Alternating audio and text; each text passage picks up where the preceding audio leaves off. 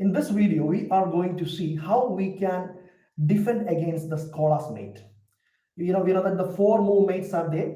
Game is there. So here in this game, how to defend against the four move checkmate game. Okay, we as beginners many times fall for it. Here in this game, we can see that white plays e4, a natural move.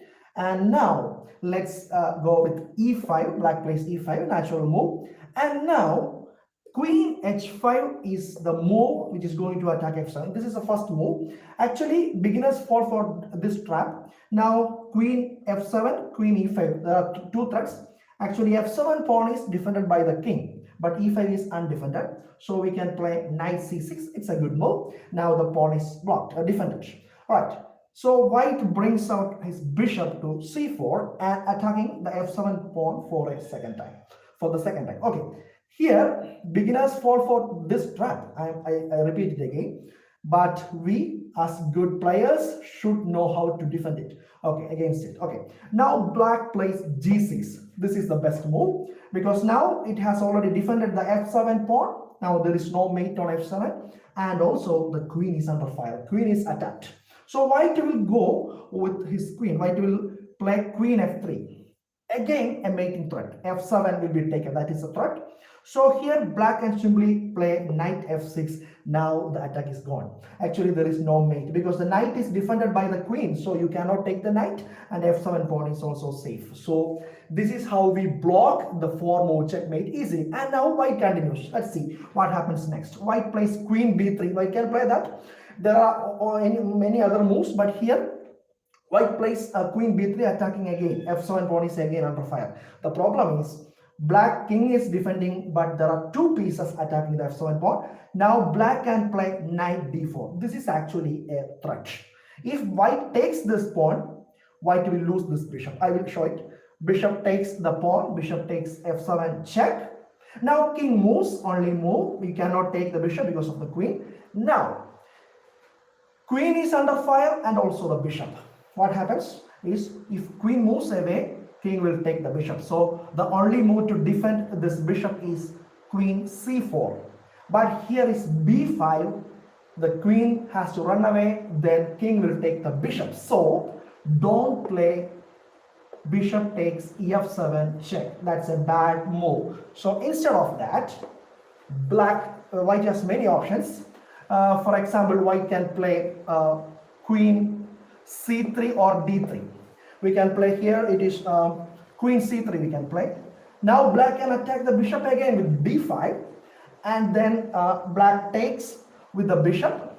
Okay, now white takes with the bishop and black takes the bishop, and then white pawn captures the knight back. Now black plays bishop f5 and threatening knight c2 fork. So white defends it with d3. Here comes the beauty. Bishop b4, a beautiful absolute pin. The queen is pinned. The sweetie is gone. She cannot take this bishop. Why? Because of knight c2 check, and black has a huge material advantage because queen will be lost in the very next move. That means queen takes b4 is not possible, and any other move will lose to the bishop taking the queen because the absolute pin is there.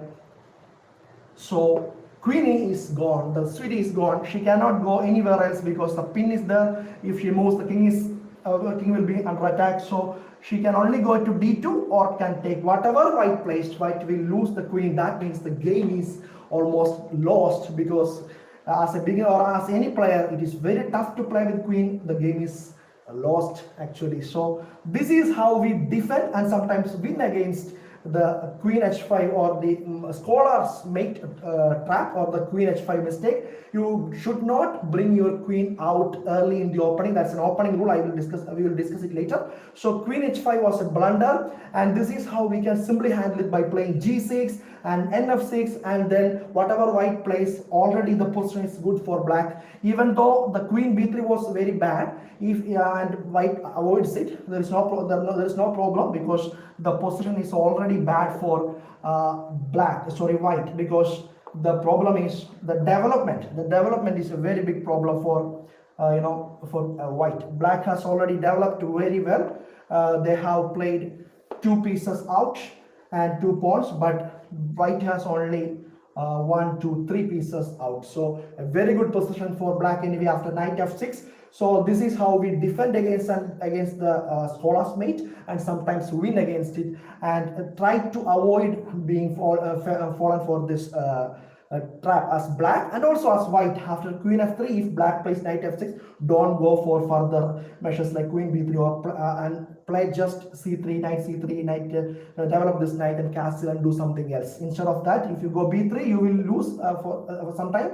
And as a black, you have a good position because you have four developed pieces, whereas white has only three, and there is a tempo down for white because queen has moved two times, which you should not do as a good player. Whenever you play, try to develop all your pieces and move your queen as the time comes, not in the very starting itself. So this is the main lesson, and this is the defense against scholar's mate. I think you have liked these things, and if you like this video, please like it and share it and subscribe to our channel if you haven't done it yet.